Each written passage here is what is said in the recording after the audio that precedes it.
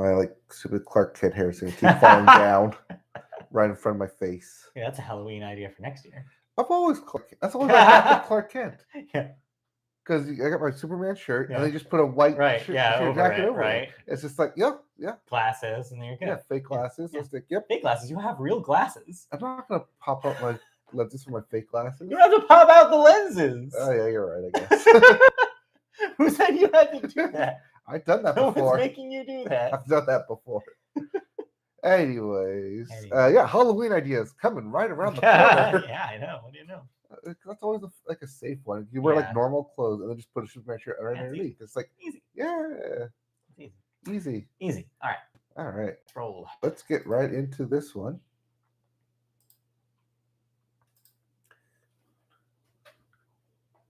And we are live once again with the Media Boat Podcast, your weekly stop shop podcast for movies, TV, music, and video games. Podcast. Not necessarily in that order. My name is Mike. His name is Matt. My name is Matt. His name is Mike. Thank you for joining us. This is October the 15th, 2022. Thank you for joining us. We're back with more episode 353. Mm-hmm.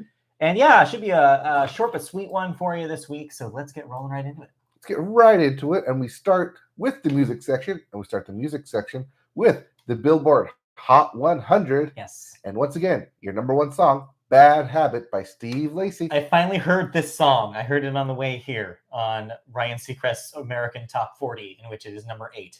Okay. I don't like it. It's like got a retro kind of feel to it. It sounds like kind of like a 70s like singer-songwriter vibe, but with like modern instrumentation. I don't like it at all. I don't like it at all. I think it's boring. Bad habits are boring. But people like it, I guess. People I don't like know. It. Yeah. Coming in at number 2, Unholy by Sam Smith and Kim Petras. Yep. I think that's moving up from last week. Yep. At 3, As It Was by Harry Styles, dropping down from number 2. Coming in at 4, I Like You, a happier song by Post Malone featuring Doja Cat. And rounding out your top 5, Sunroof by Nicki, and Daisy. Yep. As for your albums chart, your Billboard 200, it's a hot summer again because Un Verano Sin Ti by Bad Bunny is your number 1 album. Mm-hmm. Coming in at 2, The End, so far, by Slipknot. Yes, that Slipknot is a number 2 album on Billboard. Somehow. Coming in at number 3, Dangerous, the double album by Morgan Wallen. But at 4, the hits. I mean, the highlights by The Weeknd. Yeah. And rounding out your top 5, Harry's House by Harry Styles. Yeah, not too many differences this week, except for that Slipknot surprise. Yes. Don't give your partner the Slipknot surprise. It's not fun. I wonder if there's like an tour that just got added for bumps. Who can say? Who can say? If you didn't like any of those albums. Hold on to your hats, folks, because this is the biggest new release week we've had in a very long time. We have new releases, starting with The Space Between by Alice Bowman, Reason in Decline by Archers of Loaf. Good name. Remember Archers of Loaf? The Classic Symptoms of a Broken Spirit by Architects, The Car by Arctic Monkeys. Yes, those Arctic Monkeys. Yes, they're back. The Loneliest Time by Carly Rae Jepsen. Yes, Carly's back. A Media Boat favorite, Carly Rae Jepsen. And yet, that's not the biggest release of the week. No. In fact, we also have Stump Work by Dry Cleaning. Dry Cleaning. They were on my top 5 last year, so I will definitely check out their new record. Yes, and I should definitely check out my Dry Cleaning. Make sure it's done. There's also Inner World Peace by Frankie Cosmos. I'll also be listening to this. Taking It Back by Megan Trainor. Not sure what she's taking back, but... Well, yeah. Taking back... something. It's Sunday. It's a Sunday. Forever... or Love Me Forever by Pink Shift. Direction in the Heart by Simple Minds. Of the Heart. And yes, that Simple Minds. Yes, Direction of the Heart. The 80s band. Steady by Sloan. Cry Baby by Tegan and Sarah. Yeah, yes, remember Tegan that, Sarah. Tegan and Sarah? their show on Freevee/Amazon premiered based on their memoir, High School. Oh, I wanted to check this out. It sounds cute. Convenient. Yeah. And But everything gets though. yes. Because last but not least. Last but not least, I actually talked to my coworkers about this because I was told I went to the Taylor Hawkins concert and someone made the joke, "Oh, you mean the Taylor Swift concert?" I was like, "No, that's next week." And it's in my house.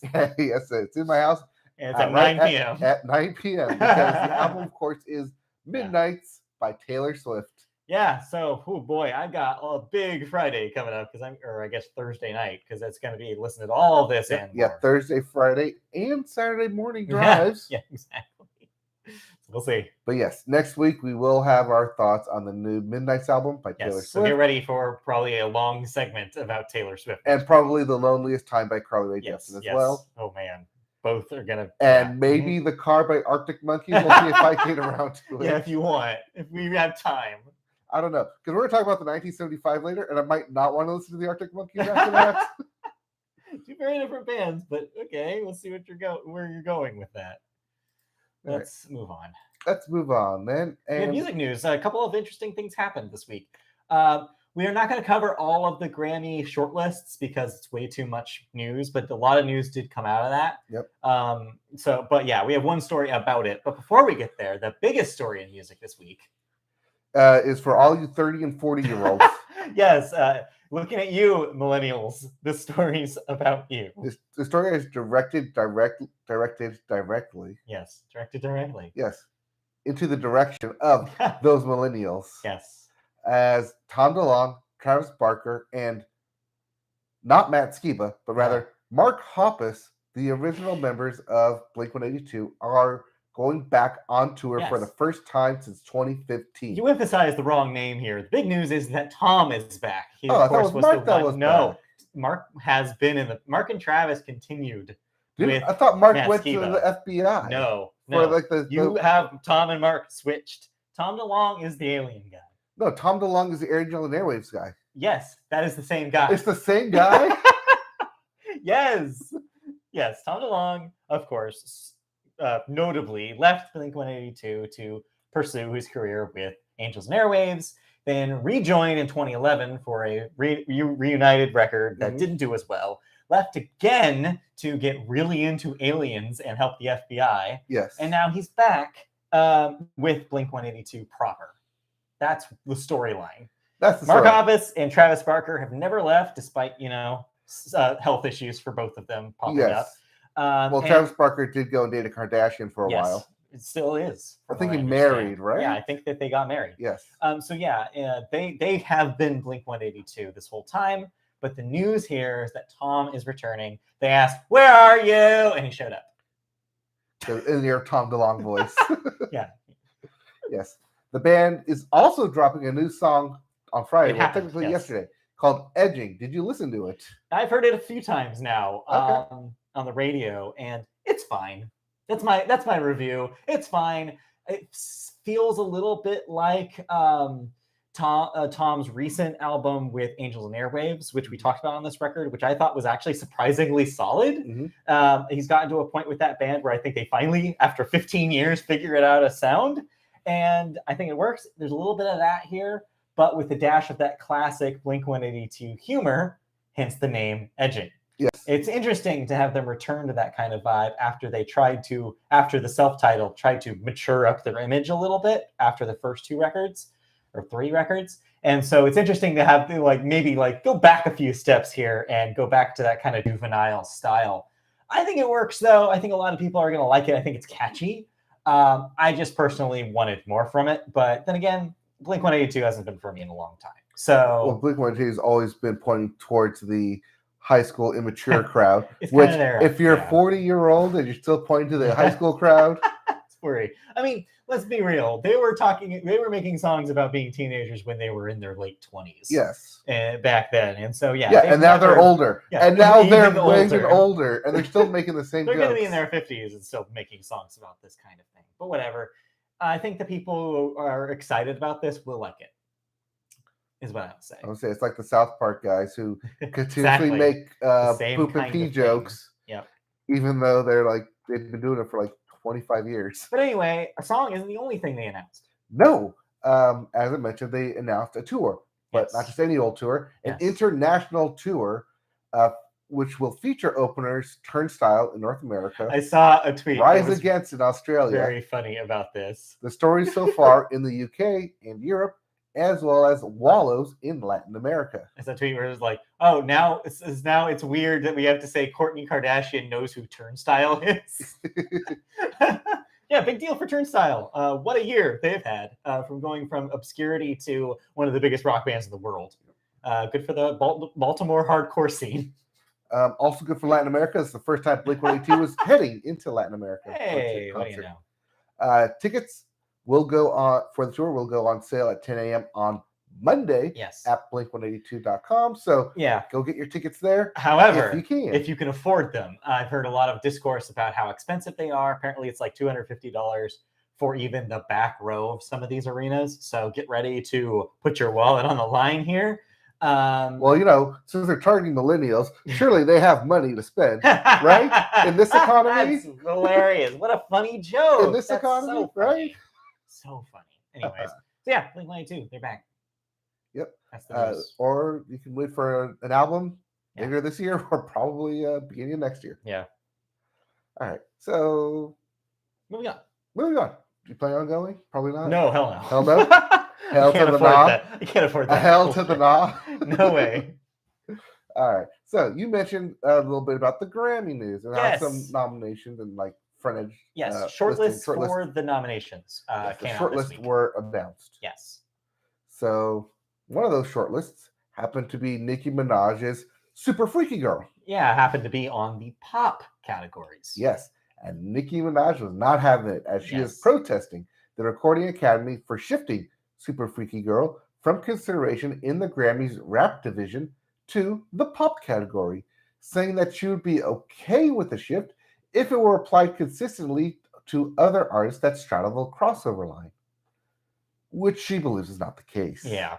Quote, this is a quote from her Twitter response, "I have no probs being moved out of the rap category as long as we are all being treated fairly." Notice the emphasis in all caps.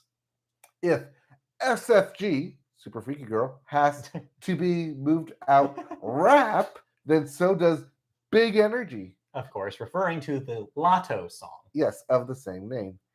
Anyone who says diff is simply a Nicki hater or a troll. So after this, as you'd imagine, Lotto did shoot back on social media, so they have a little bit of a beef between them right now. Lotto saying that Nicki is making a big deal out of nothing, and Nicki staying mad about all of the categorization.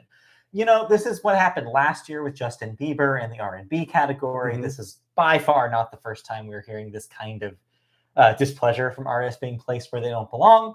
And it just, as a reminder, it just means that these Grammy categories are all organized with no logic, and it doesn't matter. I think that you should be happy to not be nominated for a Grammy at all, but I think Nicki's concern is that that she will have a harder time winning in a pop category against the bigger pop acts, and she might be right there. Yes. So it's all politics. It's all complicated.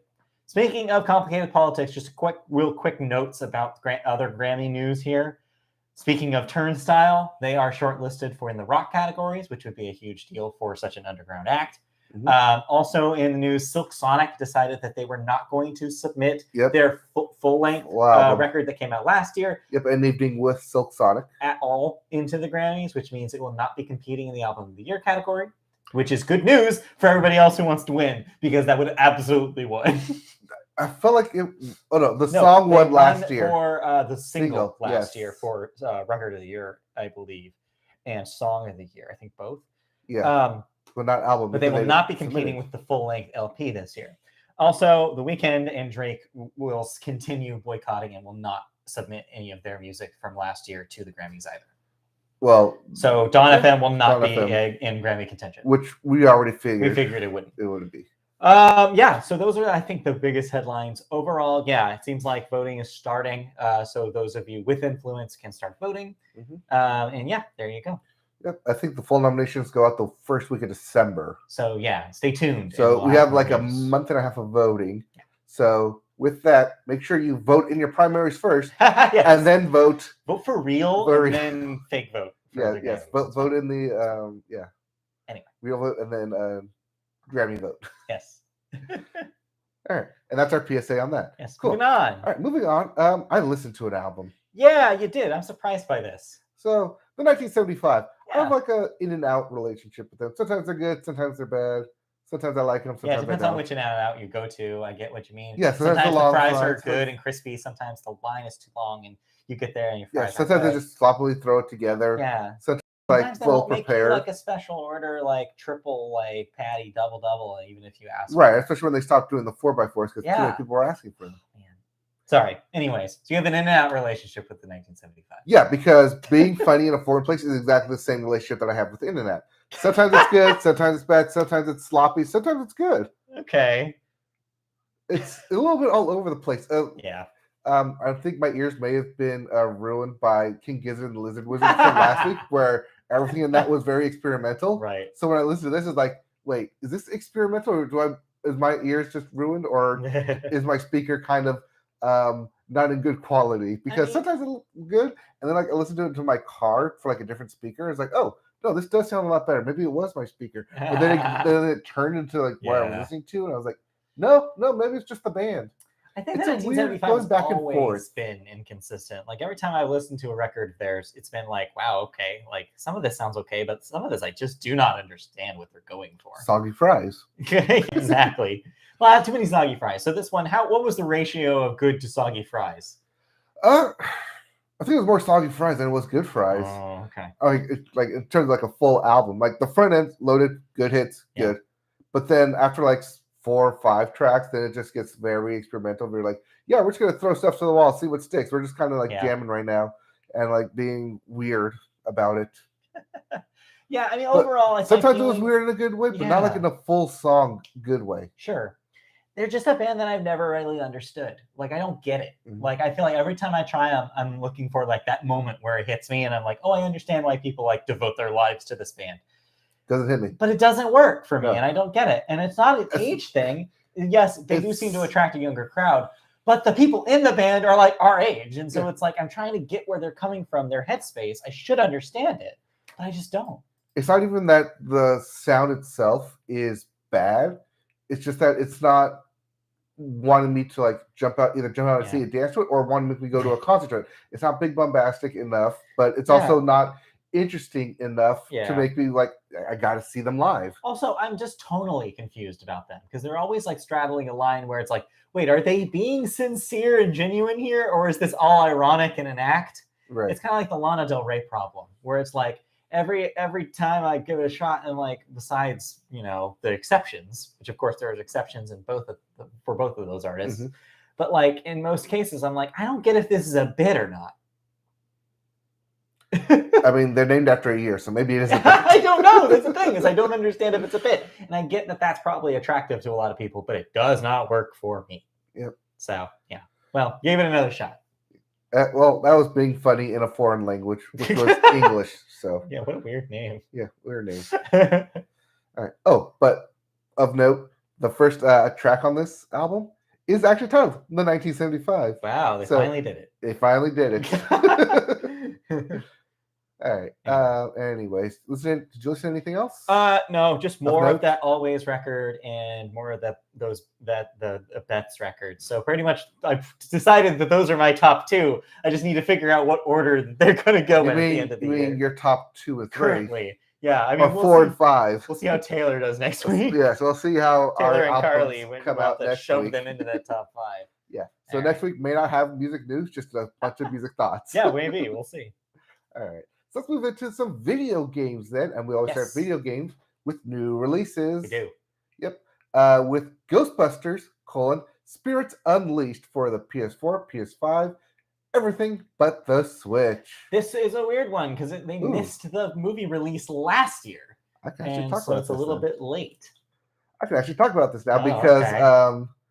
upcoming on PC and mobile, Marvel. Marvel Snap. Yes, Marvel Snap. I'm sorry, we did the same thing. Yeah, this is on mobile and PC. What is Marvel Snap? I will talk about it in my All thoughts because I got early access. Now I can finally talk about it. Fun. Okay. Yes. Next up, A Plague Tale: Requiem for PS5, Xbox Series X, Switch, and PC. Rats. Rats, So many the rats. sequel. So many rats. So many rats, the sequel. Yep. There's also Them's Fighting Herds Yes. for everything. Do you know Wide what this release. is? No. Do you know what This is a fighting game that guessed. originated as a My Little Pony fan game. As a fan game? Yes, a bunch of My Little Pony fans wanted to make a fighting game featuring You don't those want to call them characters. bronies? And sure, yes, bronies. Okay. And then later, when of course they realized, well, we can't make this an actual product with copyright, they decided to make original characters in the same kind of style, and eventually kickstarted, I believe, their way to making it a formal release. And now it's actually hitting consoles. Notably, Lauren Faust, the showrunner of that era of My Little Pony, actually helped with some of the character designs and worked with the team on this game. So it became kind of like a dream project for these guys. So yeah, it's finally getting a full release. It's been available on PC in some form for the last few years, kind of working the kinks out of it, and now it's ready. So yeah, it seems like people who like fighting games actually think it's a pretty solid fighting game, despite its origins. So congratulations to are those all the guys. characters horses then? So yeah, hence the name. It's like animal based. So there's some horses, there's some cows, there's like herd animals. You could cattle, if you will. So yeah, it's animal themed. All the characters are like animals. Yeah. They could call it Animal Fight Farm. That's not a bad name, but I like Them's Fighting Herds. It's a funny name. All right. But yeah, so that's that story. All right. Next up, Uncharted: Legacy of Thieves Collection. I spelled thieves wrong. For the PC. Yeah, that's PC release of the game that is a collection of all of the Uncharted games. Besides 4. Besides Thieves End. 4. Yeah, 4. Yeah. So 1, 2, 3, and Lost Legacy, yes, I believe, are included in this collection. Yes. Not the one with the brother. No. Yep. Not 4. We also have Mario and Rabbids. Yes. Spark of Hope Finally. for the Switch. Finally, the sequel. Yep. Is out. We also have our neighbor, Norco, for the PS4 and PS5.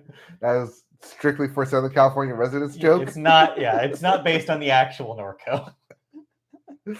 There's also Second Extinction for Xbox One, Xbox Series X, and PC. This is that dinosaur game with the great name. I love the name Second Extinction. It's happening again. Vampire Survivors for the PC. Yeah, this is the final official release out of early access for Vampire Survivors. I talked about it on the podcast a few months ago. Now you can actually buy it for real, and you could buy it before. And also the price went up to $5. Oh no, a full so $5. It was $3. Now it's $5. So pick it up. It's a fun time. There's also Warhammer 40,000, Shoot Us, Blood, and Teeth for everything. No idea what this is, but it's literally on everything. It's Warhammer 40K. Yes. I know what that is. Oh, okay. But I don't know what kind of game it is. Is it Warhammer more in line with the XCOM games, like strategy? So there are strategy Warhammer games, but what I'm saying is I don't know if that's that this is a strategy game or an action game or what it is. The name doesn't help me. Okay. So yeah, there's that. And then we get to the kind of like the heavy hitter big releases. Yeah. Persona 5 Royale. Yes. For the PS5, Xbox Series X, Switch, and PC. That was previously a PS4 game, finally coming, or PS3 game? PS3 game, right? Wait, how? Yes. Was that 5 for the 3? PS3. Yes, because 4 was a late PS2 game. Yes. So yeah, 5 was originally a PS3 release, and Royal was the PS4 version. That's what it was. This is finally getting ported to everything else. So notably on Xbox and PC, this is a Game Pass game. So if you've ever been wanting to try the Persona series, well, here's your opportunity. We also have a spare 200 hours, so I'm not going to. We also have new Tales from the Borderlands Yes. coming out for everything, your wide release. Yep, revival of the adventure game based on the Borderlands series. From the Telltales. Well, For from former Telltale Telltales. people, I believe. Yeah. Yes.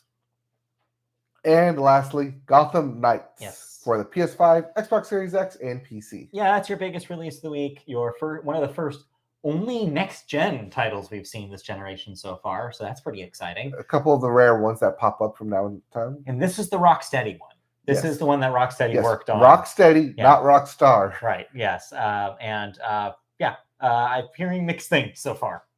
Seems like people aren't happy about the frame rate being locked to 30 on consoles. I've also been hearing mixed things, which is why I took it off my list. Yeah, I took it off my queue list. So maybe we'll have more news about Gotham Knights next week. Maybe not. See how it does. See. All right.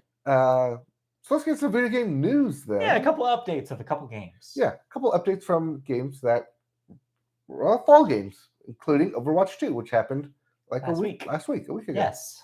So Blizzard came out with some numbers that more than 25 million players played Overwatch 2 during its first 10 days of availability.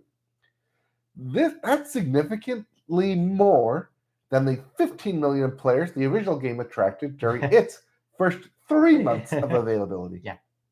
But there's a big difference there. Yes. As the original game was a full price product, and Overwatch 2 was a free-to-play title. Big difference. According to Blizzard, daily player counts for Overwatch 2 have nearly tripled the original game's peak numbers. Quote, the launch of Overwatch 2 has been such an important moment for Blizzard. We're thrilled to bring new players from around the world into Overwatch's vibrant universe while welcoming back the existing Blizzard community, said President Mike Ibarra in a prepared statement. This is the thing, is that even though last week we talked about how much of a disaster the launch was, and that people were waiting forever to get in, and people are experiencing bugs, and it was very difficult to even play it on week 1. This is still going to give you the numbers that you want to see, because there's nowhere else to go. You wiped out the first game. Plus, it's curiosity. Yeah. And it's free. So people are going to download it, play it. I want to see these numbers after those 3 months. Where do you stand then? I think that'll be the ultimate test here, is give it a few months, see where the community lands on it. Because ultimately, it seems like there's just not the enthusiasm from the fans that they want. So yeah, the drop-off will be telling. But we'll see. Because I haven't touched it since I played it last week. Yeah. And I have no intention of going back to it. In fact, I might even go back to Lego Star Wars just to clean up some stuff while I'm waiting for Game of the Year God of War to come out. Hold your horses. We're going to have to talk about that in neon white. You realize that's going to be the fight, right? Yes, I do realize that. Unless Pokemon comes out and it blows our minds, which could happen. It really well could happen, because I need to get... So my plan is that I have to get God of War done in the 10 days between God of War and Pokemon comes out. Also, I don't know, Dark Horse Tinykin might sneak up. I know you can just play Tinykin, but you gotta play Tinykin. All right, it's good. Maybe I'll play it. All right. Anyways, a game that we both played, but you didn't play this. No, I did not play this. You purposely skipped it because of the buggy updates. Yes. So speaking of Gotham Knights, if it comes out with a buggy update, it may fall into the category of Saints Row. Yeah. Where currently Saints Row developer Volition has announced plans to release the game's first major update in November. Major update. The studio said in a blog post that while it had hoped to be talking about releasing fresh content for the game at this stage, its development priority is delivering improvements over new features following such a disappointing launch. The update will have a big focus on challenges, overall stability, and co-op. Quote, we're especially aware of issues some players have been having with co-op, and we're sorry these fixes have taken longer than some players have taken longer than expected while we apply and test them thoroughly. Separately, we know that the game doesn't always clearly explain how or when co-op is possible. So we're working on this too. So, as someone who played this disaster, do you think this is enough? Do you think that if they do No. commit to these fixes, do you think it'll be a better game? No. Because like the mini games in it, like the side quests in it, weren't even like that interesting. It was go here, shoot everyone here. Like follow the mission here, shoot everyone so I don't die. It's just constant gunplay and not enough variety of play. It's just disappointing because I want to play a good version of this game. Yeah. But I guess I'm just gonna have to wait until they make it good. See, what you do is you switch developers from Volition to Hello Games, and they'll constantly update it for free. Yeah. Even after people say it had a terrible launch. Yeah, we'll see. But no, unlikely. Unlikely to switch developers. But on that note, congratulations, Hello Games, for continuing to update No Man's Sky. Jeez, yeah. Apparently that's still good. What a story that thing has gone through. That's a marathon of a story. So many lives. So many lives. Anyway, but yes, we'll see how that works out. But yeah, I want that game to be good. I want to try it. I made such a cool avatar in their avatar creator, and I haven't even used it in the game yet. Anyway. That's all right. I just made Guy Fieri, the cartoon of a man. It's just running through Flavor Town. Basically, when it gave me the option to do a food truck runs, I'm like, yes, that's all I'm doing. Yeah. Food truck runs. There you go. All right, let's move on. You play the game. Yes. So, as mentioned in upcoming new releases, Marvel Snap. Yes, Marvel Snap. So, before you explain what Marvel Snap is it, and I will be disappointed if it's not, is it a picture-taking game where you were on a picture-taking safari and you're trying to take pictures of the Marvel superheroes in their natural habitat? Do you throw balls with poison in them to daze them? Do you throw apples at them and then they go up and eat them? Is there like elaborate like secret passages that you could unlock? And are you playing a flute to make them fall asleep? Or dance, I guess. You know that there's a different type of snap out there in the Marvel universe where it's Thanos is doing the snapping, right? And he's not out taking pictures, right? Damn it. I wanted this to be a Pokemon Snap version. Snap, but for Marvel. So it's not that at all, is no, what you're saying? It's not a rail. Damn. It's not a rail shooter. No. It's not a rail snapper. Snapper. So what is Marvel Snap? Marvel Snap is the Marvel card-based game, collectible card-based game, where you play you have a deck of 10 cards that you curate, and then you play them to help to defeat your opponent by capturing the 3 different bases within the board. You can only play 4 cards at a base. Okay. And your point tally is based on the power of the card. So it's like Magic the Gathering meets. It's a little bit like Magic, yes. Meets like a MOBA. No, not quite a MOBA. Okay. But more like Magic the Gathering. It's definitely card based. So it's a TCG. Yes. All right. Each card has a point value of attack power and then a point value of play power. Every round you're given points in order to spend. Round 1, you get 1 point. Round 2, you get 2 points. So far into 6 rounds.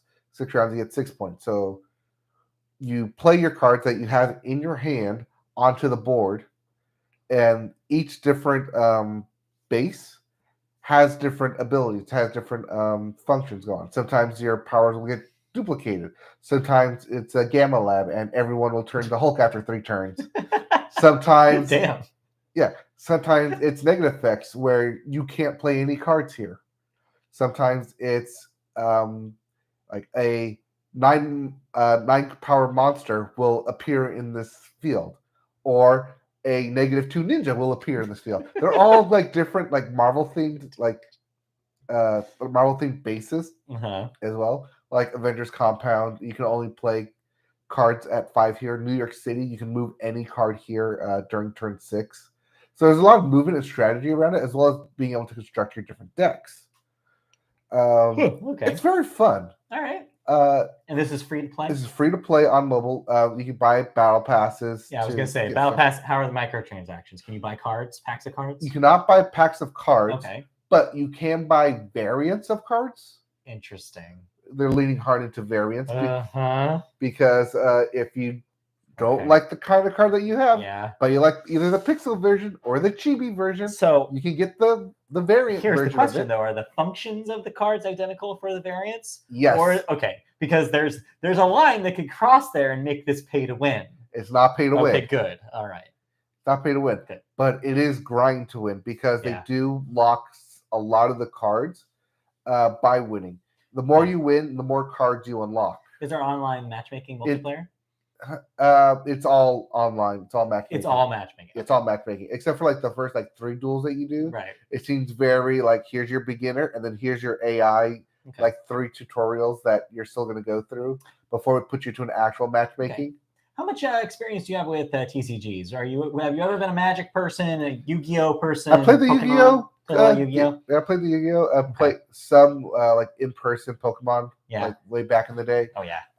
Like I said, I played Yu-Gi-Oh Master Duel a couple times. So, that's right. Yes, you talked about that. So, Yes. how does this compare to one of those? Is it close? I like that it limits you to 10 cards. Yeah. I also hate that it limits you to 10 cards. Yeah. It allows it to be more strategic. So, like the way I've constructed my deck is that because the points do not roll over, which is one of the big factors that I would really love it if those points would roll over. Yeah. So you can play more cards at the end, but they don't want you to do that. So you're not like stacking points at the end. It's like, oh, like I saved enough points, or I can play 2 6 cards at the very end. Right, because that would be way too easy to win every single match. Right. Yeah. Especially when there's a card that says if you don't play a card the previous turn, you can play this next turn, and its power is 20. Oh wow! It's a level 6 with the power of 20. So it's like, yeah, it could auto win that, I guess. But it just means that you don't play a card during turn 5. So that's interesting how it's like it's taking the concepts of one of those more elaborate games and like really simplifying it. It seems like they trimmed all the fat out and be like, no, you have 10 cards. Figure out what the 10 best cards to have here. Yes. And like matches, I guess, are pretty quick. They're very quick. They're about 5 minutes each, especially if your opponent is playing at a rapid pace as you are. Yeah. Where the snap comes in is that you can snap your opponent and double your output, double your wins. I was gonna say, and half of their cards disappear. No, they just dissolve. Double wins. So standard is that you each get 1 point. If no one snaps, you each get 1 point. If one person snaps, if no one snaps, the winner gets 2 points. It's 1 point and 1 point.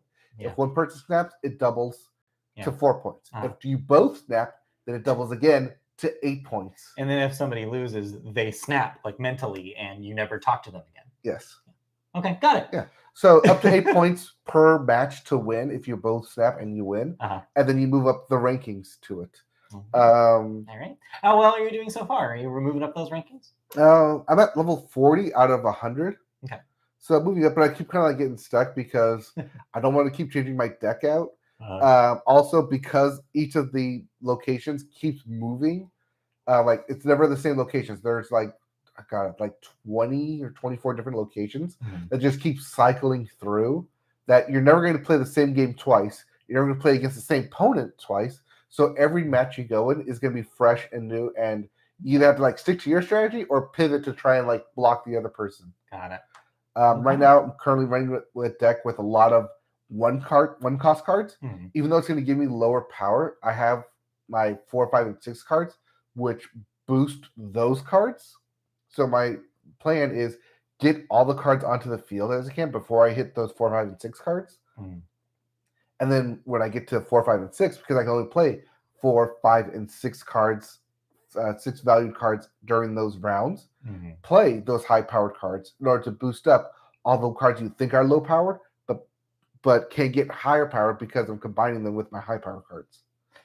So you got into the weeds on this. A little bit, except there's one card out there, the Killmonger card, that completely wrecks me because when he gets played, all one-cost cards are destroyed. Damn, Michael B. Jordan. Yes, damn Michael B. Jordan. He's OP. Yep. So anytime that card gets played against me, it's like, oh, well, I lose. Good game.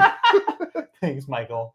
Thanks, Michael B. Jordan. Anyway. All right. Well, sounds like a good combination of stuff that Marvel people will like, little Easter eggs and stuff that they recognize, and also like solid card game mechanics. Yeah. Sounds like a recommend, honestly. If you are in that Venn diagram, which I imagine probably a lot of you nerds are. If you like card-based games and you like Marvel, Yeah. They did tease this last year, saying this was coming, so that's why I signed up for it. Makes sense. And like I was able to get into it last month during the open beta or during the closed beta. So I've been playing with it, and from the beta to now, they fixed a lot of goddamn bugs. It was so buggy that first time. I was like, I don't know if I want to keep playing this, but now that they've actually gone to like release here, all the bugs that I did have are finally gone. They're the only thing is that it can feel like pay to win, especially since several cards are locked behind the Battle Pass paywall. Oh no. But there's a lot of cards out there that you don't necessarily have to pay to win. Okay. You can construct your deck without them. And the cards that are paywall locked aren't necessarily always OP cards. Okay. None of them are. Like there's been 2 rounds. The first one was a shield round, where you can pay to get Agent 13 and Nick Fury. And when played, they give you like random cards in your hand, which can be helpful, can be hurtful. Unknown, because it's like throughout the like all the cards. Currently, they're going through a Spider-Man, where if you play Spider-Man, cards in this area cannot be played the next turn. Okay, like there's nothing like too OP or power breaking to where like you play this card, you win. Okay, that's good in general. But yeah, it'll be interesting to see like as the game gets out into the wild and more people besides just the test audience are playing it, where they decide those like specific more powerful cards are going to land. Right. Or if they have like upgraded cards, or not upgraded cards, but like card packs that you can buy with either like the gold or other stuff. We will see. All right. Cool. That sounds fun. One thing about it though is that when you do win, you get card power, so you can upgrade your cards to have different styles. So it's a good way of there's a lot of leveling up in this game, not just in getting new cards, but leveling up your cards as well. And then like the more you use a card, the more card like level up power it'll get. And then you can level up. So like when you play a card, it's like, hey, this is my like the best card I always use because it has like the special background or the special border on it. And then you can continuously upgrade to like different cards. So eventually there's gonna be someone out there with like magic, like dust flying everywhere cards. It's like, oh, it's like premium gold everywhere. Right. Because they've just been using the same card in all their decks. And because it keeps getting the same boosters for it, even they keep paying for it, it's like, oh yeah, this is just the card that you constantly use. All right. Not saying that I've done that, but maybe I have. Well, all right. Well, cool. We'll report back if anything big changes happen, or maybe at the end of the year. Possibly, yeah. Probably more end of the year. We'll see this game. We'll see. All right, cool. So that's Marvel Snap. Yes. Snaps from Marvel. Yes. Snap. Last bit about it. Yes. There are daily challenges and weekly challenges that you can play in. The daily challenges happen 3 times a day at I think it's like noon mid-coast, weird, like noon Central Time. So because you're given 2 like daily challenges every day, one regular one hard one, but like they're easy enough to complete. Yeah. That it incentivizes you to come back every 8 hours to play several matches. Okay. So that's how they get you to keep coming back and playing. That makes sense. What you can do, you can like leave it alone, come back and like try and do all the challenges at once, or like just do them like every 8 hours when the 2 challenges pop up. Okay. So it's not like one of those games that where like you have to be on every 2 hours because new stuff pops on. No, it's an 8-hour thing, so you can like leave it alone, come back the next day, and be like, oh, I have 6 challenges. Let me run through these real quick so I can have more slots open to have more challenges. It's like Be Real. You have to be there at a certain time during the week. Yes, in order to be real. Have you not seen this? I saw the SNL skit. Oh. You know what? It did a good job of explaining what Be Real is. Honestly, it did. Okay. Anyway, let's move on. I did not play anything except for more Dreamlight Valley. Real briefly, they finally announced this morning or late yesterday that the next update, the big update that will include Scar, is next week. Next week, okay. So next week will be, if you maybe slow down on Dreamlight Valley, waiting for them to add more content, it is coming. So just wait. I'm still trying to finish up the content from the first drop. So yeah, but it'll be cool to actually have somebody up there in the plateau because it is empty until they do this update. So. And then speaking of Disney properties, and Marvel, I guess, Disney Mirrorverse, the other mobile game, recently announced raids. So I'm having an interesting time going through that because people in my team don't want to do them. No, I wouldn't either. All right, let's move on to the second half of the All right. show here, and we always start the television section. Excuse me. Television section with the sports corner. Well, you start with NASCAR here, but come on, we got to start with baseball. All right. Because the playoffs are continuing. Yeah, they are. The wild cards are over. We have your winners in the wild card races. The Mariners beat the odds and passed their test and moved on to the second round against the Astros, where they're currently losing. So yeah, unfortunately. They're down 2-0, but they play later today. Hopefully they can get a win at home. If they can get a Game 3 win, then maybe the series goes on. If they lose today, they are out of contention. Yep. Meanwhile, the Phillies bested their rival and are now moved on to a round against the Atlanta Braves, where they are currently leading by a narrow margin of 2-1. So we will see later today how their series continues. Yep. The Yankees got rain delayed yesterday, Yes. So that game is still, or that series is still tied at 1-1, and they'll play later today. Yes. Dodgers in a bit of a slump there, as Slam Diego is hitting bombs off them. Yeah. Currently up 2-1. I mean, I kind of don't mind. I think that's a way more interesting situation if we see the Padres win this. I think it's more interesting, especially since Machado's out. Yeah. Yeah. And see how big that Juan Soto acquisition actually was. Yes. This is when the rubber hits the road on that. And it'll be interesting to see. I would, personally, here's my takes. I would love to see the Phillies move on. I would love to see the Padres move on. That's my take. That's your hot take? That's my take, because I don't think, I don't think the Mariners can do it, is my gut instinct. I think the Astros win that absolutely for sure. I'd love to see the Guardians win, because it's the the first year that they're named the Guardians. Yes. And just be like this curse of a name that just haunted them forever. Right. Yeah. I would also love to see that, because that or the Mariners. Basically what I'm saying is I don't want the boring teams to win. And to me, the Yankees are boring, the Dodgers are boring, and the Astros are boring. Mm-hmm. And the Braves had their moment last year. Yeah. So I think it's time that we get some fresh blood in here. And so that's my take. I would love to see the Mariners best the Astros, but I just don't think, as long as Yordan Alvarez is still getting pitched to, I don't think they can win. We're trying. We're all hoping. Oh, it's just that first game of this series. They should have had it. Oh my God. I stopped caring because I saw the score and I was like, wow, the Mariners can pull this up. And then stopped paying attention. Then later I see what happened at the very last second. And I was just like, man, this is what always happens to these guys. Yeah.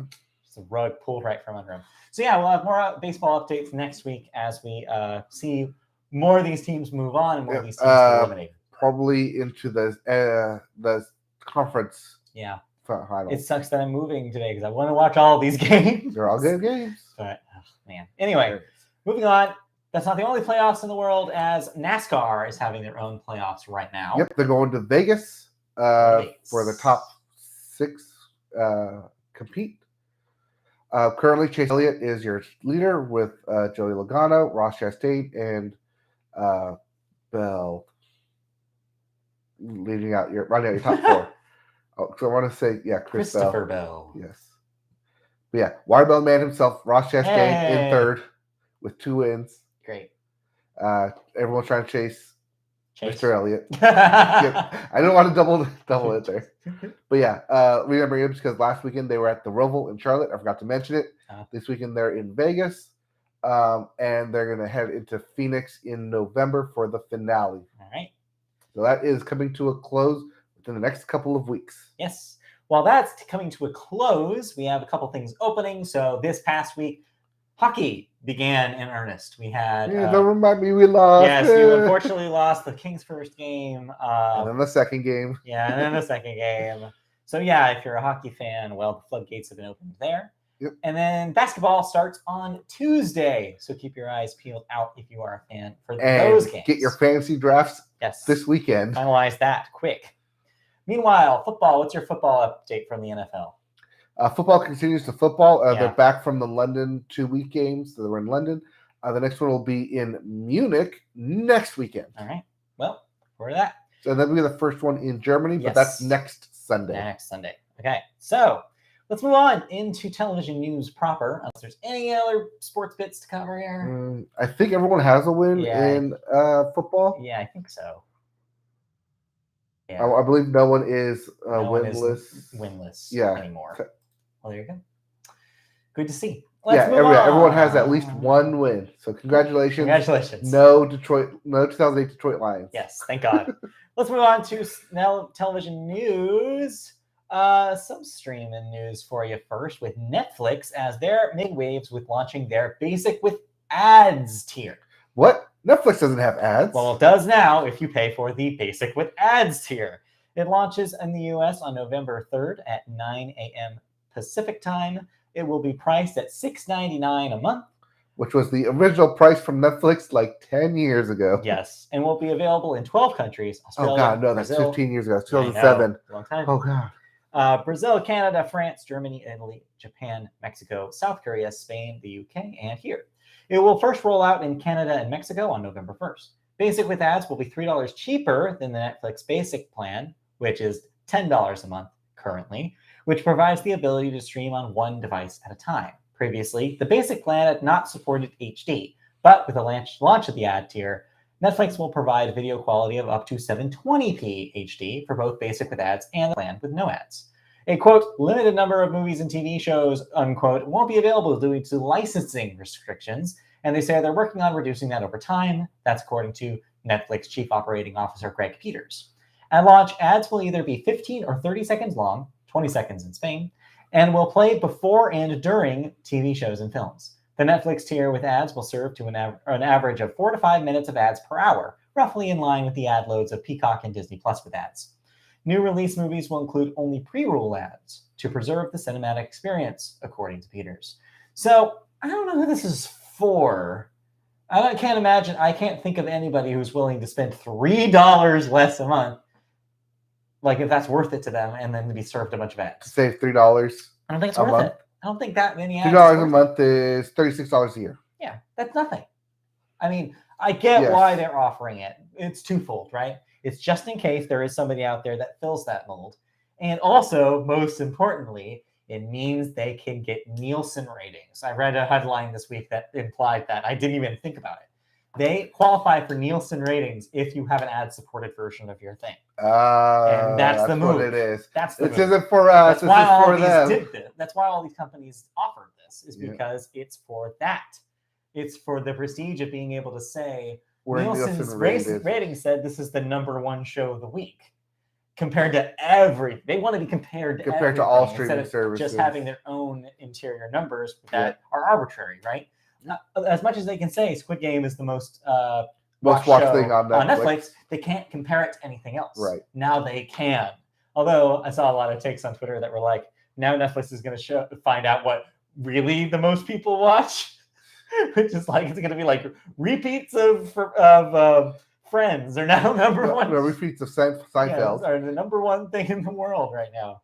For all we know, it could be true. No, it's going to be The Circle. It's going to be Love is Blind. It's going to be bullshit. Was it Terrace House?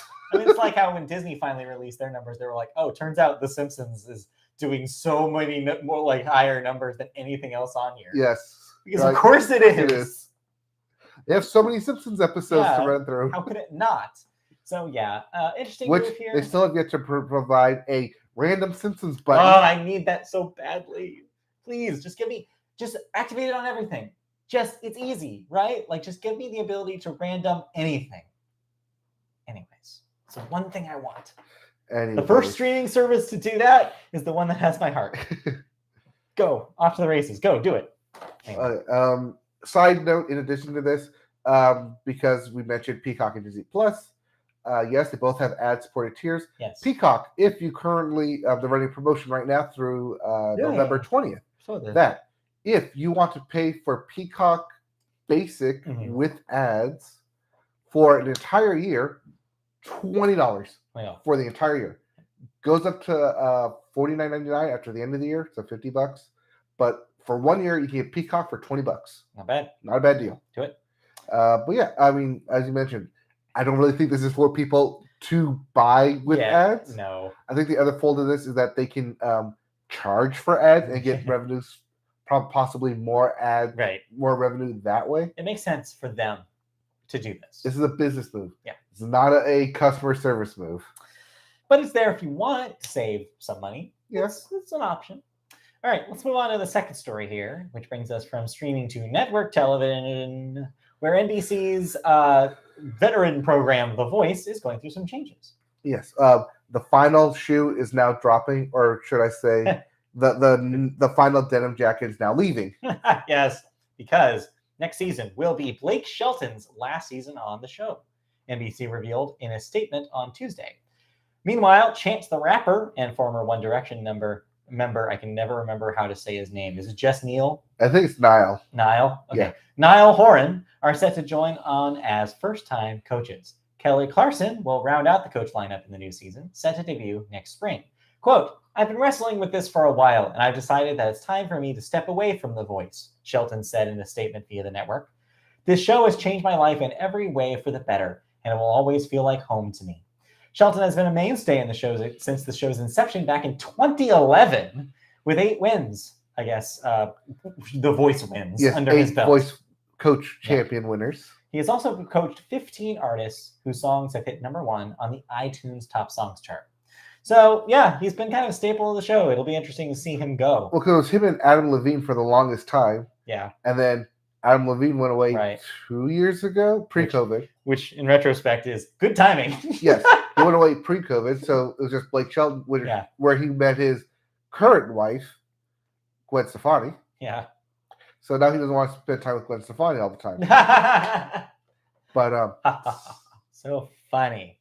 Anyway. But yes, maybe this means new Blake Shelton music. Maybe this means new tour from Blake Shelton. Or maybe just slowing down everything. Or maybe just slowing down, going to his ranch. Maybe he just wants to be on his ranch. I get it. Yeah. All right, let's move on out of that and into some thoughts. You watch some television. Well, 2 television shows and what could have been a television show. I'm glad that you found this because, of course, you did. Because I almost sent it to you. Because when I saw this, I was like, "What the hell?" And I was like, "Do you know about this?" So let's start with this. Yeah. Okay.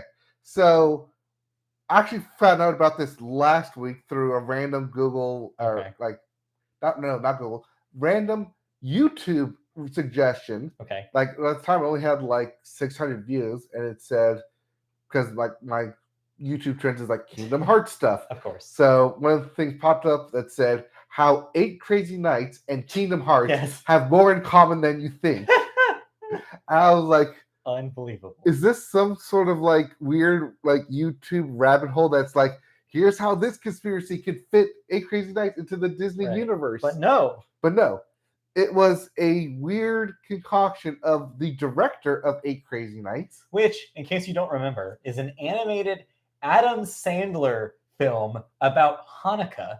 Yes. From 2001? 2002? Early 2000s. Early 2000s, directed by Seth Kearsley. Okay. He posted this vlog onto his YouTube page explaining how after 8 Crazy Nights is directed, he was looking for his next project. Yeah. And decided that that he came across the video game of Kingdom Hearts. Uh-huh.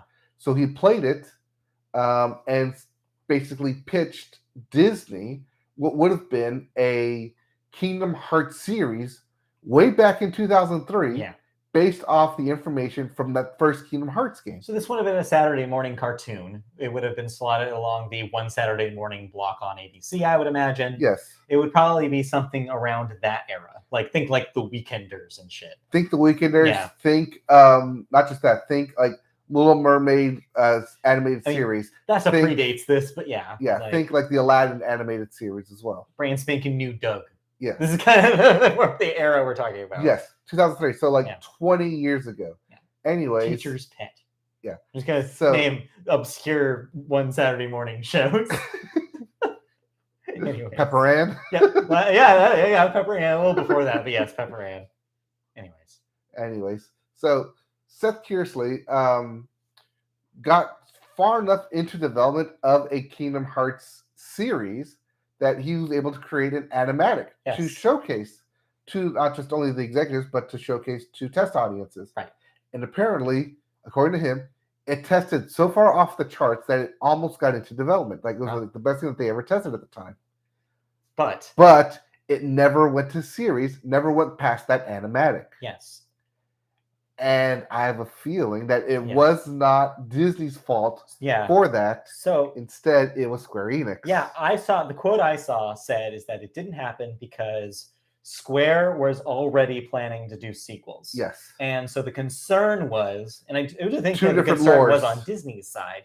The concern on Disney's side is like, well, if the games are going to do their own thing and this TV show is going to do its own thing, that's going to confuse the brand. Yes. And if we were going to go ahead with this, they would have to be unified. And I think ultimately they made the right choice. Mm-hmm. And here's 2 reasons why I think. 1, absolutely correct. If you had a show going one direction, going in more like fun Saturday morning hijinks, and the direction that Square went with too, and getting more and more in the weeds with the lore of the show, and getting darker and more squarey than as opposed to keeping on the Disney track. Especially with names like Birth by Sleep. Yeah. You would have 365 days, different versions of Kingdom Hearts, and Disney would have had a nightmare trying to market those 2 disparate versions of the same thing. Yes. Of things named the same thing. So that's why 1, I think that would have been a bad idea. 2, I think over time that series became so anime that I'm glad we didn't see a Western animation take on it, because I think the soul of Kingdom Hearts feels anime to me. That's also where he was going. Was a anime style show. But also a show that had lore and had to be shown in a specific order in order to understand the story, which at the time, as we saw with not the norm. Like Family Guy showing stuff out of order, and we saw with Firefly putting stuff out of order, that it was not the case that we have now, where shows are put in order, shows with lore like Amphibia, like Gravity Falls. It took an entire decade from Gravity Falls onward for the networks to get into the groove of doing linear, lore-heavy animated shows. Like you can draw a path from Adventure Time and Gravity Falls to everything that followed it, and which I have this theory ended last year with the end of those of like Amphibia, specifically this year, I guess. And like you can have an old era that wouldn't have happened because it's like pulling teeth to get these execs to realize that that's what people want. And so this, you're right, was smack dab in the era where nothing was like that. Right. Where episodes needed to be self-contained because you wanted to show them in any order. They want to rerun them. Rerun them, put them in blocks, and just like send it off. Yeah. So the animatic is available on YouTube now. It's 11 minutes.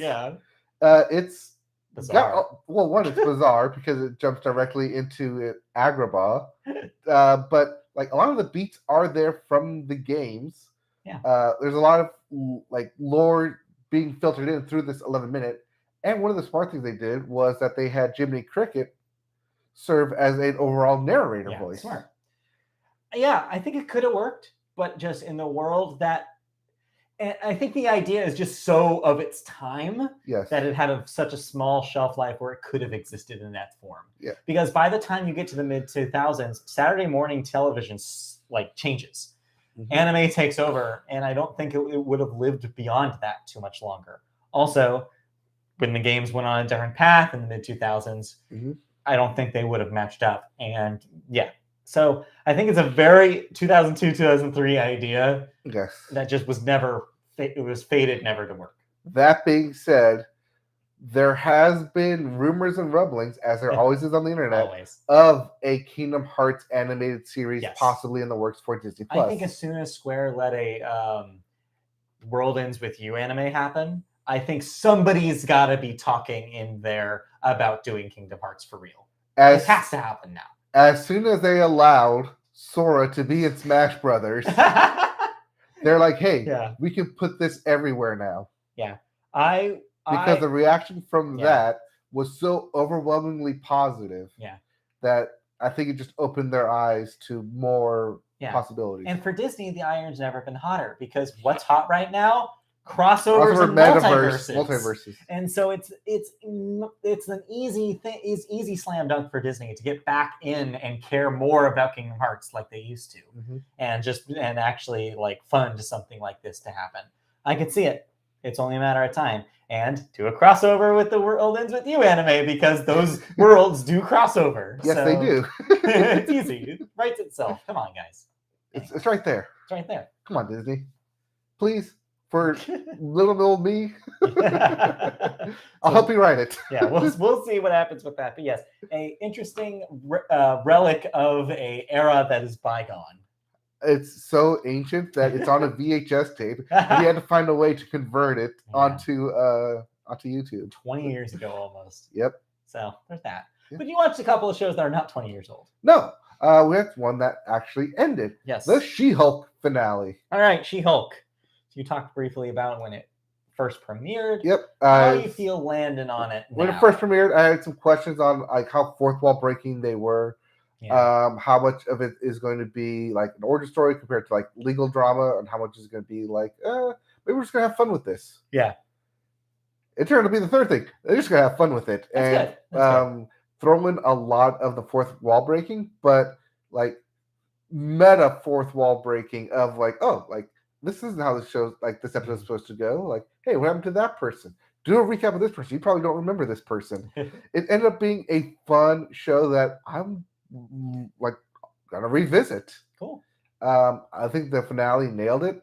They definitely used the superpower. They definitely addressed a lot of Marvel tropes.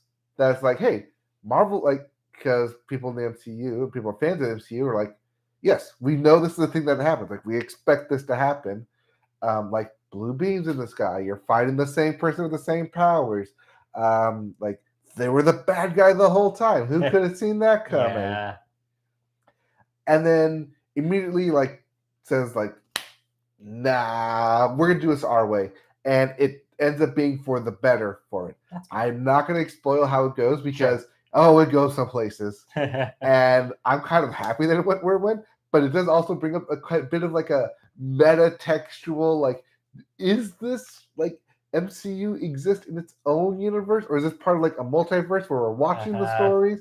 If you think too hard about it, it can get kind of murky. But I'm hoping that they kind of like address it and kind of like walk away with it. And come on, let's be honest. They did this to themselves by introducing the concept of having all these multiverses. Yes. They're trying to be obtuse on purpose. They have to be. Not only that, but because the show was written like months in advance, right? Kind of knowing like how cultural reaction was going to be to it, they actually addressed a lot of the stuff that are happening in the final episodes months ago when they were actually shooting this. Yeah, so we'll see. Very meta, very like on point and on brand, and like this and WandaVision are probably and the special of Werewolf by Night are probably the three best things to come out of this this phase. Yeah, it seems like a hot streak right now with the Marvel and the Disney stuff because man, people cannot shut up about Andor and how good it is. Yes. It's so good. I haven't gone back to it since episode 2. Since it's that 3-episode premiere, I have not come back to it. It's just the style of people I follow on Twitter. They're all falling over themselves about Andor. I'll get back into Andor when it's they're all like political intrigue. Oh, like everybody's talking about like how serious and like how like it is and like. But they're like She-Hulk. It's fun. It's goofy. Right. It's weird. It's legal drama. Well, there you go. It's interpersonal relationships. I liked it. Well, that's good. I'm glad you enjoyed it. I maybe will get to it. I don't know. I think you'd like it. Television. I know. I think you'd like it. Well, maybe when things settle down for me next week, maybe I'll have time. Yes. All right, but let's move on to something else that came back from 20 years ago. Speaking of things that were from 20 years ago, actually, this is probably later than 20 years. This is like late 90s. No. Early 2000s. This was it had to be early 2000s because it was part of the reality show boom. Right. It was post-Survivor. We're talking about ABC's The Mole. Except not on ABC. No longer ABC's The Mole. Now Netflix's The Mole. Yes. So last year, or maybe it was 2 years ago, randomly on Netflix, yes. I like Rob browsing. It was like The Mole. Yes, The Mole. From ABC. I'm like, I remember this show. I remember The Mole. I thought this was dead. How'd you get the rights to it? That's weird. So I was like, oh, because so like in like the 4x3 letterbox, because it wasn't HD at the time. I was like, oh wow, one, this is super old. Yeah. But also like I remember liking this show when it was around. Yep. It's a bunch of contestants completing different challenges, but there's one person out there to sabotage everything and trying to prevent money from being added to the pot. But then also, like in each episode, they give you little clues scattered throughout that say who the mole is. You figured it out. And you got to figure out both by watching it, which is like editing, like make sure like, oh, like if we have this here, it's going to correspond with this here. So lots of fun, like early like editing and like storytelling in that way, like trying to help the audience figure out who the mole is before the contestants actually do, as well as the contestants completing different challenges, trying to figure out who the mole is while also trying to add more money to the pot. Yeah. And I liked it. And then it went away. And it was like, oh, so that was like 2 years. You were like 10. Yeah, I was like 10. I was like, oh, 2 years. Like, God, like this is like me, like, oh, I'm up late watching late night TV. So this is a special occasion. Big deal back then. Because you could only watch it. There was no TiVo. Not everyone had TiVo at the time. Not everyone could DVR everything. Yeah, VHS tape it. Yes. So that brings us to the modern The Mole. It's been revived. Netflix has remade it. Is it the same in structure as it used to be? Exact same structure. All right. A little bit. So currently, this mole takes place in Australia because it's the only place that would allow them to shoot them. Apparently. Down under mole. Yeah. But I've had a mole down under once. It wasn't comfortable. Anyways. I'm gonna let that simmer. We'll get there. Just so you and the audience can realize what you just said. Anyways. I'm just checking to see if anybody in chat was yelling. Just checking if anyone's chat was yelling. Right, good. Okay. Anyway, so yeah, it's back. It takes place in Australia. The contestants are all showing up, and then one by one they get eliminated. There are several challenges that they have to complete. Some of them are very escape room-esque challenges. Okay. One is literally them. You're locked in a jail cell with 2 other people. You have to escape. I'm like, literal escape room. Or here, like we outfitted this old bank, and now you have to do a heist from it. Like literal bank heist escape room. And it's like, oh, like they're just taking the escape room ideas and putting them into 1-hour challenges because literal escape rooms. But at the same time, because you have someone trying to sabotage them, it adds the extra drama. And everyone keeps like a little bickering, like, aren't you the mole? You keep doing this. That was very suspicious. I'm going to purposely sabotage. People think I'm the mole, while at the same time, I'm trying to find out who the mole is. Yeah. And like people will be eliminated themselves because they're going to keep thinking I'm the mole, but really, I'm trying to find out who the mole is. And it's a little catty like that. The finale is next weekend, so I'll find out if I was right or not. I have 2 people who are like my top, who I think it is. One more so than the other, but I'll find out. I'm waiting for one of them to be eliminated first. Okay. Like switch to the other one, but let's see. So far, like I have like who I think is the mole based on my knowledge of the previous show, of like the original concept of watch out for the edits, watch out for this, watch out for that. There's clues everywhere. Mm-hmm. Do you think they will do Celebrity Mole? They did Celebrity Mole. I know, but I'm saying again. No, I think this is such a good concept now. I mean, it's always been a good concept, but I think that with Netflix behind it, that they're just going to keep pumping these out, like The Circle, like Love is Blind. Because it's cheap. It's cheap. Floor is Lava is still continuing. It's super cheap. All these things are cheap. I mean, it's not really that cheap because you have to set up like all the escape rooms and stuff for it. Yeah. But outside of that, it's cheap. And also, because you're having people like sabotage and not put money in the pot, you don't really have to give that much money away. I'm glad that the mole has come back and is just as good as it used to be. Yes, I'm having a lot of fun with it. Cool. I'm happy that's back.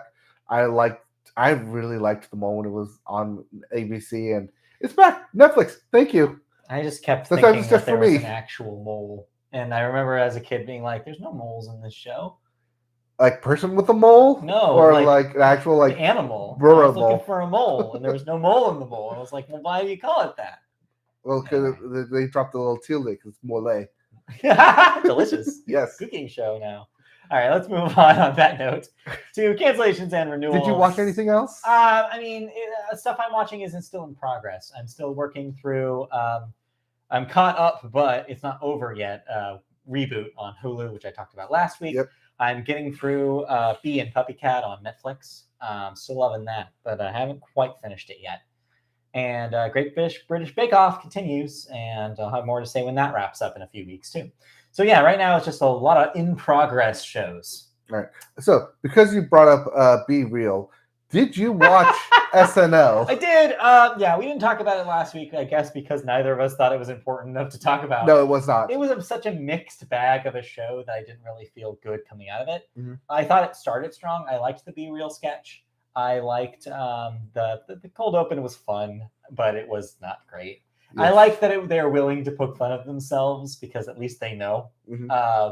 But the rest of the show, there were so many duds in those sketches. The Charmin Bear dud? Oh, God. I don't know where they were going with that one. That's, I think, where the scales started to tip. Yes. Where I was like, all right, they still don't know how to end in these sketches. Yes. They'll have a decent concept and they'll start strong. And then by the end of the sketch, it just goes on too long and they don't have an ending. Mm-hmm. So they just pull out something out of their ass and just be like, I guess this is how we're ending the sketch. Yep. And I don't like how they're trying to front one of the new guys as this is just a new Pete Davidson and have him do the Pete Davidson bit. Yep. And I was like, come on, guys, you're better than this. Like, work towards the cast member strengths instead of just they can't. They got rid of most of filling spots. I know. In fact, there was a character in that where I was like, this would have been, and I forget what the sketch was, but I was like, that character would have definitely been Melissa Villaseñor. And they probably had to last minute change the cast member who that was. I don't remember what it was.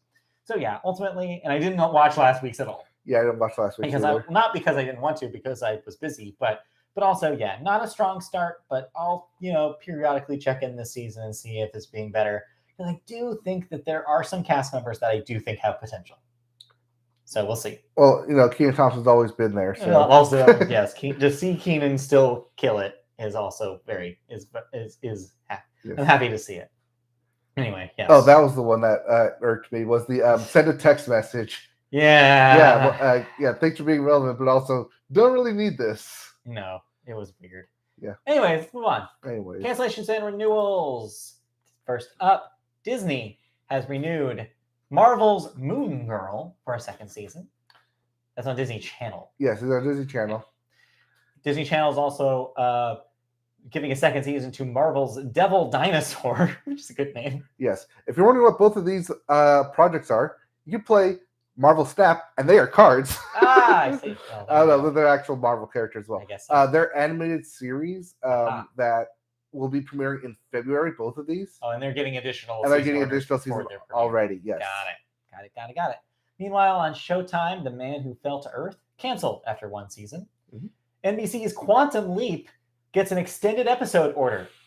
It's adding 6 episodes to a current order. We'll move it to a season of 18 total episodes. So I guess know what that means. Decent enough to warrant it. And you know what that means?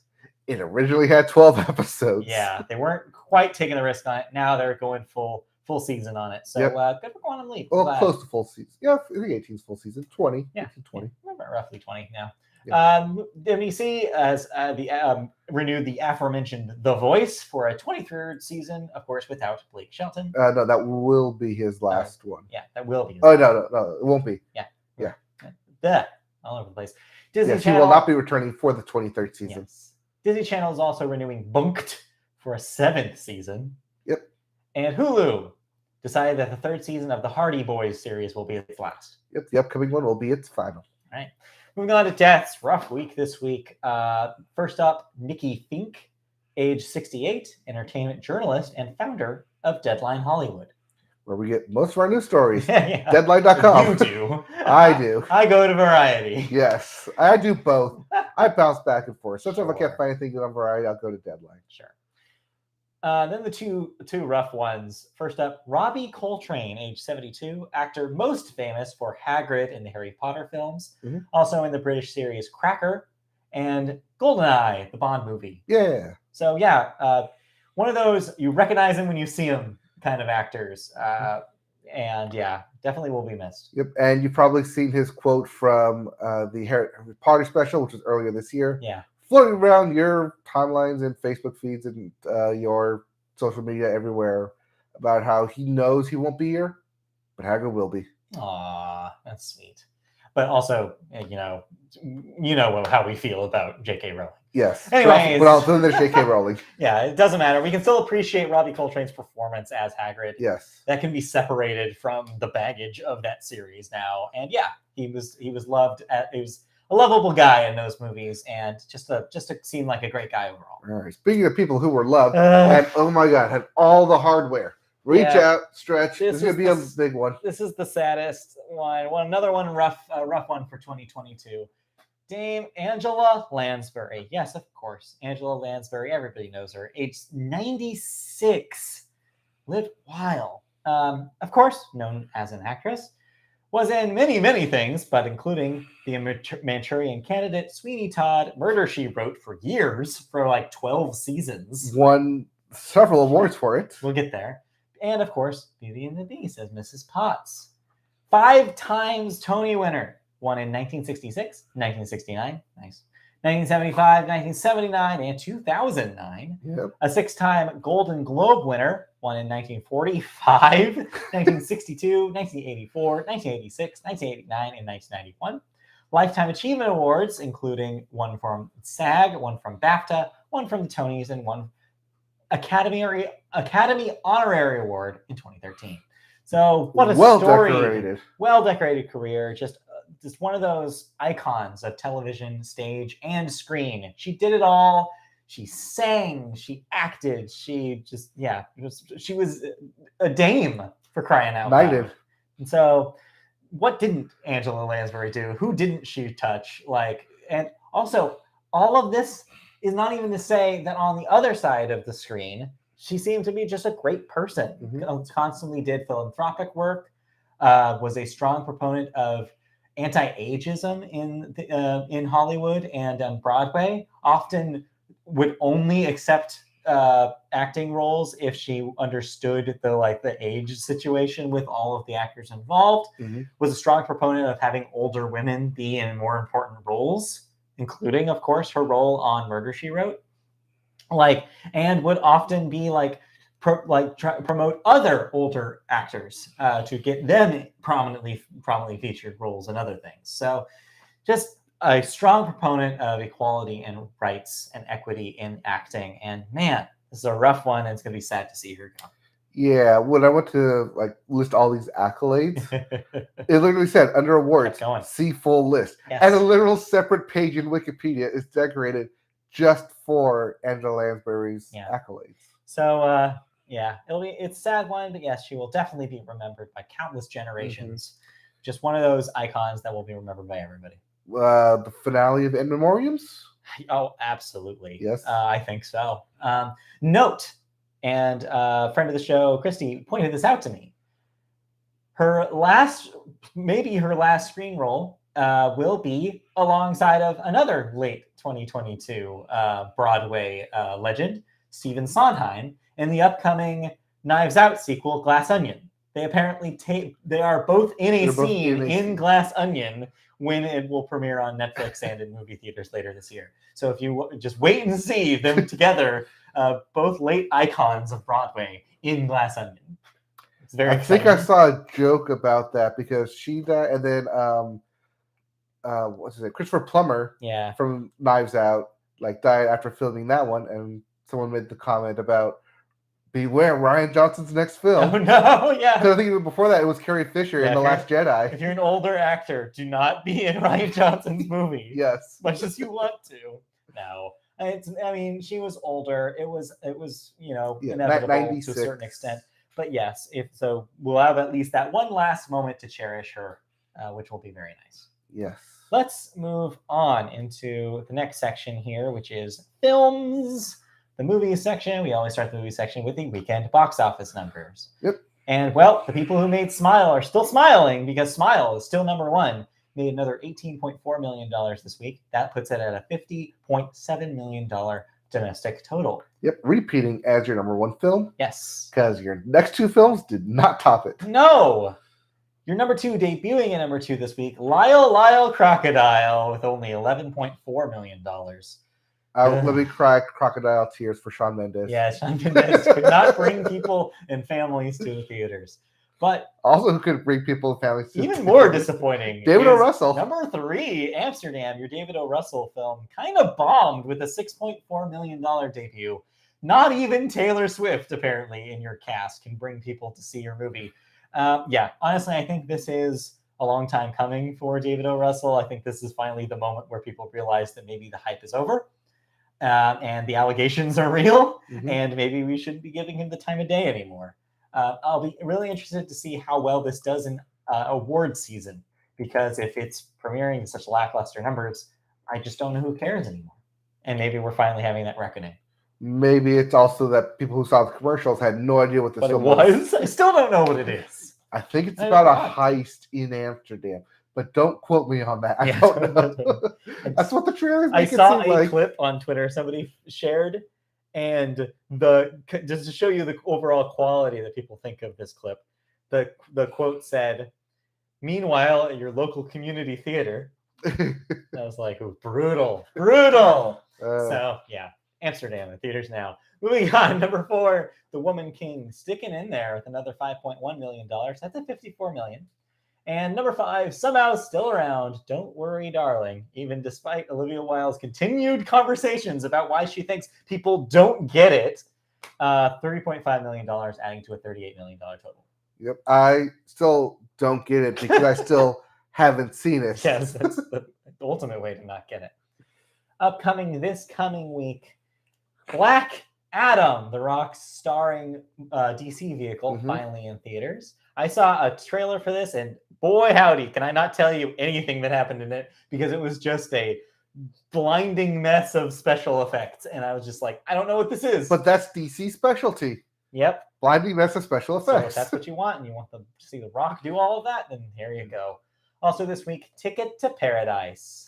The George Clooney, Julia Roberts. Which rom-com? It looks okay, actually. I saw the trailer for this a couple times now, and I chuckled a few times. I think it has potential to be funny, so maybe it's good. I don't know. We'll see how it does, though.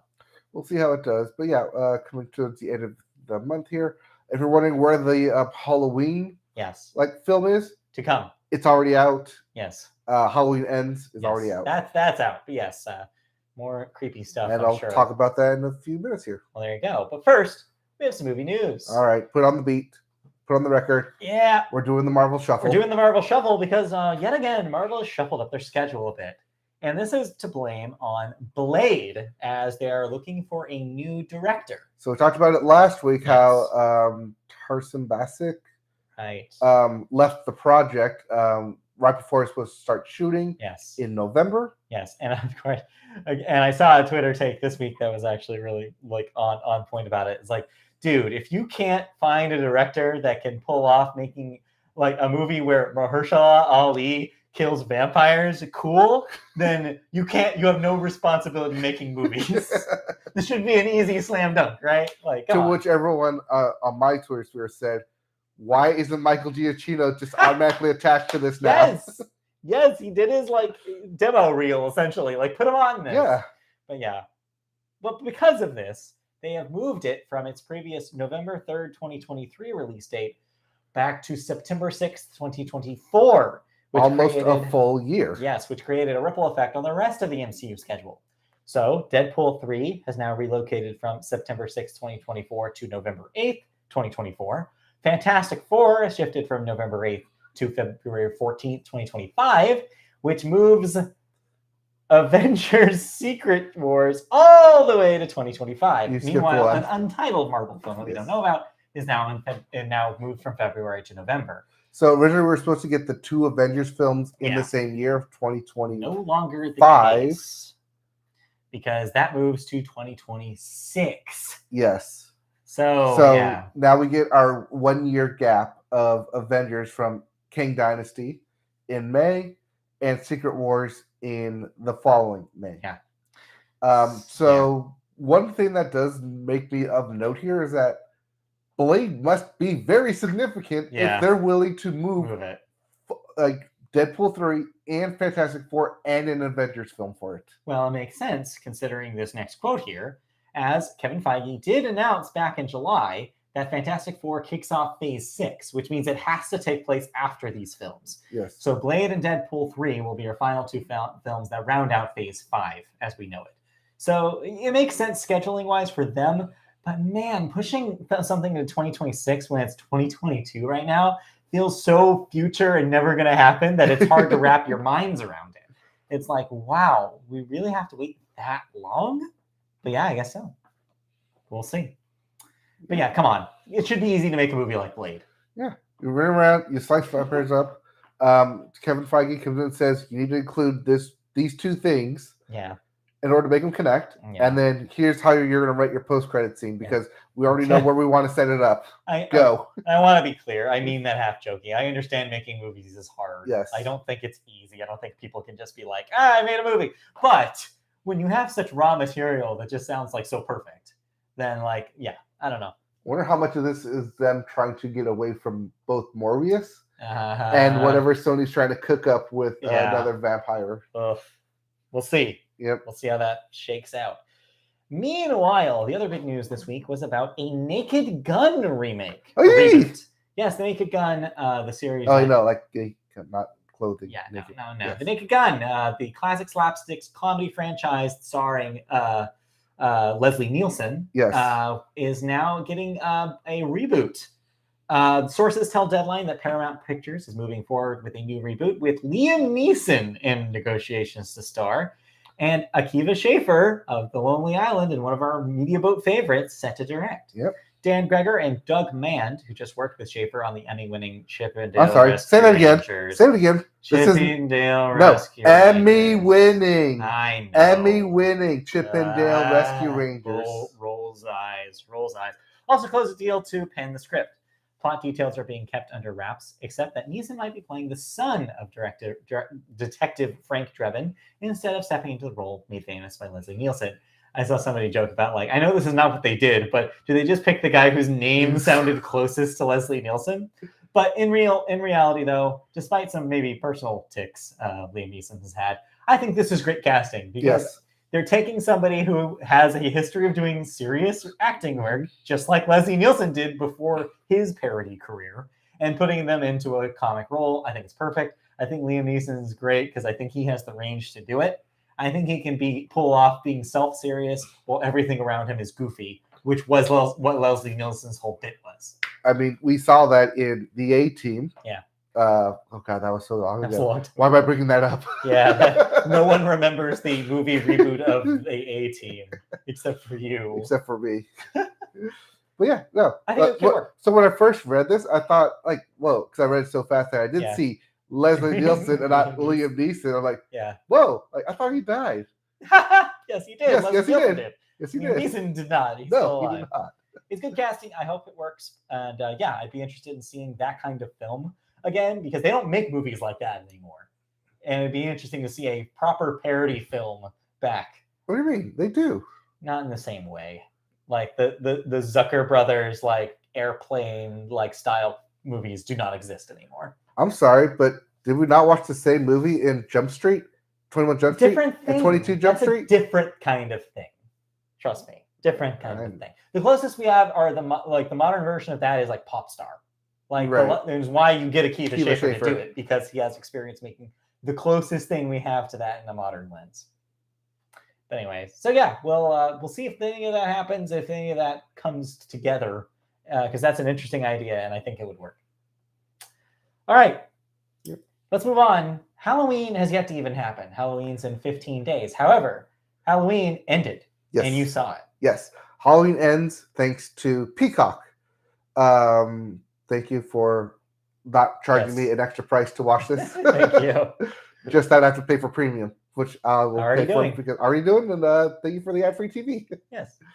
But then again, you're also saying thank you for your money and contributions to our fund. Yes, I know. So Halloween ends. The end of the trilogy of the reboot that started in 2019. 2019. Where Michael Myers is back after being gone for 30 plus years and once again stalking the town and pitching for the angels. Killing babysitters. Anyways. Yes, different Mike Myers. Being Shrek. Wait. No. Yes. Anyways. Robbing banks. It is a Michael Myers Halloween mask. Still my favorite bit. Oh, it's still classic. Classic. Anyway. Instant classic. Anyways, yeah.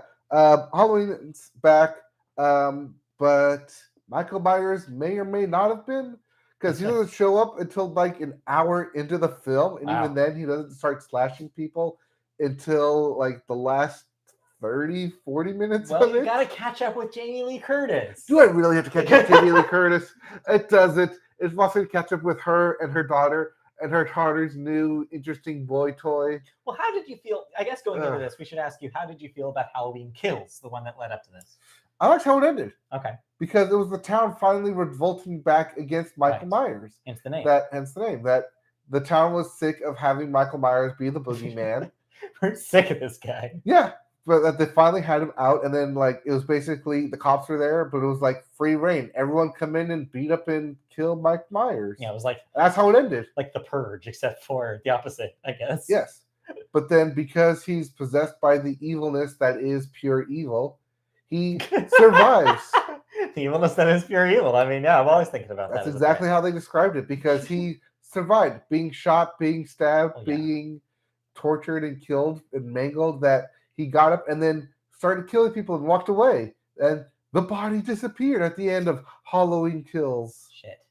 So he's still out there, literally sitting in the sewers, waiting for Halloween to come around. It's him down there hanging out with the It Clown, and they're just palling around, right? He must be, because like that's how they introduced him back. It's like, he's just been hanging out in the sewers, literally waiting for Halloween to come around. Eating pizza with the Ninja Turtles. Any other sewer jokes you got? No, that's it. All right. Ran out. Right out. Just sitting there waiting to come back. And then Halloween comes around and it's like, hey, I'm gonna come back and be killing people. Do my thing. I'm doing my thing. I love killing. It's dumb. Yeah. I don't want to catch up with Jamie Lee Curtis. I don't want to catch up with her daughter. New boy toy. It does try to do a thing where it's like, oh, maybe we'll have a new Mike Myers who goes around and terrorizes the town. And there's two killers. Is it Jamie Lee Curtis? No. It's the boy toy.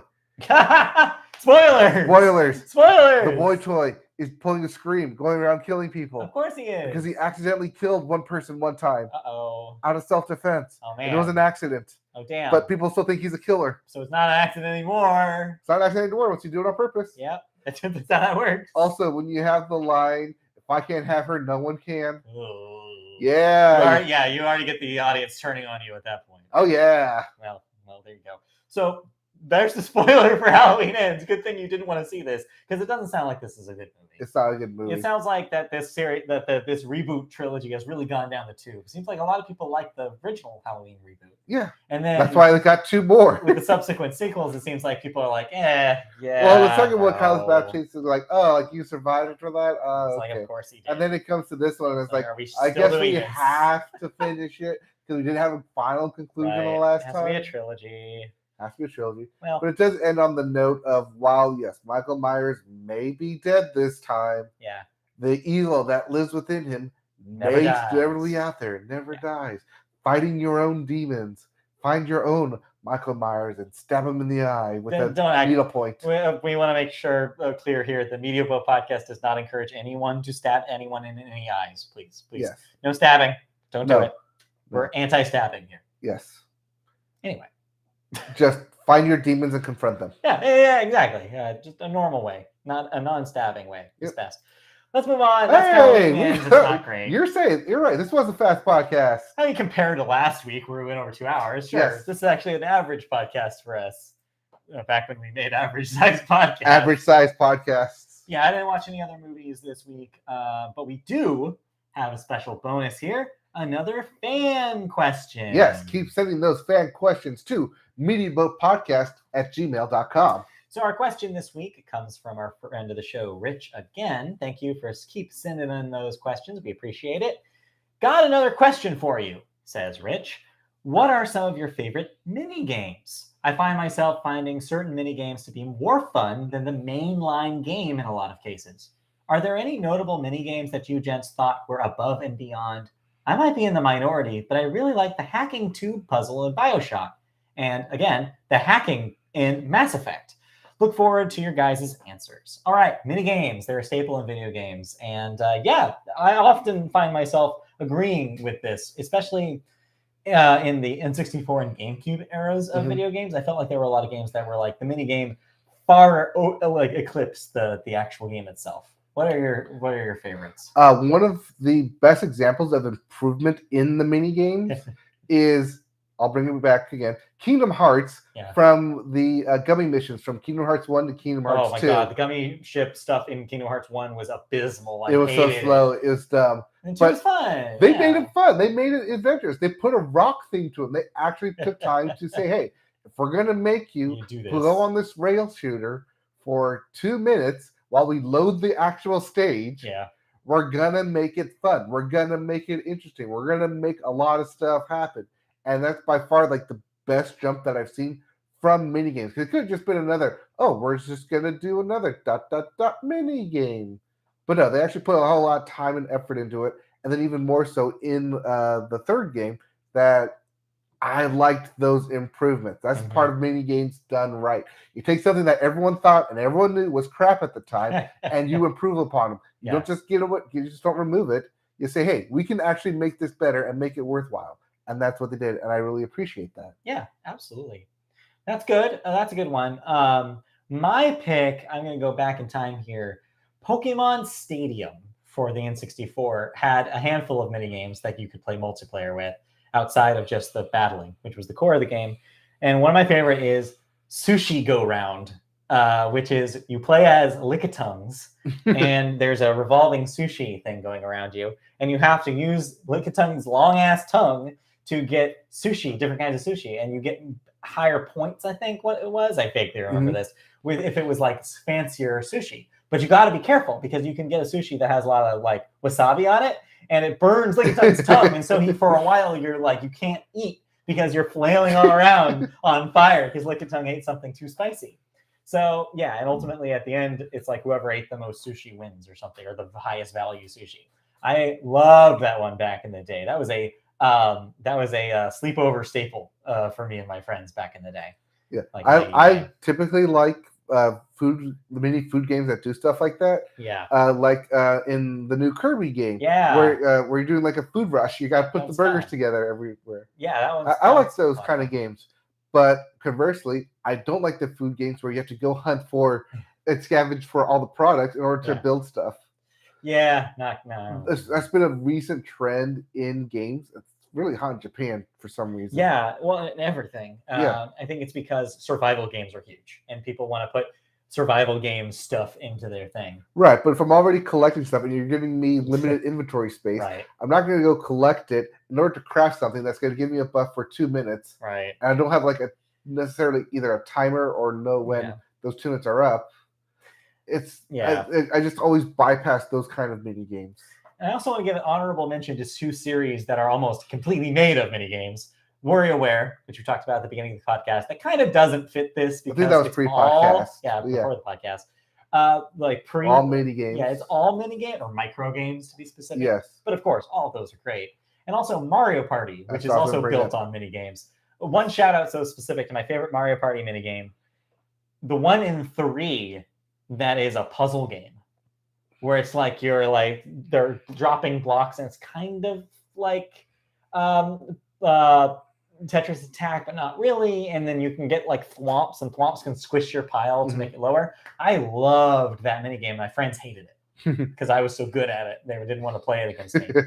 Anyway, so that's another one. Oh, I also want to shout out, and this may be an experience that you shared, Sonic Adventure 2 Battle, the Chow raising minigame. They did several variants of the Chow raising one mini games in several of the Sonic Adventure games, but I think that was the one that I put the most time in. You could just like grow these things from eggs and like level them up and like try to evolve them. It was a whole invested thing. Maybe you didn't, but yeah. Did they ever put out a PS2? Maybe they didn't. Maybe they didn't. Yeah, you know what? I don't think there was ever a PS2 version of the Sonic Adventure games. I think it was just GameCube that they put out those on.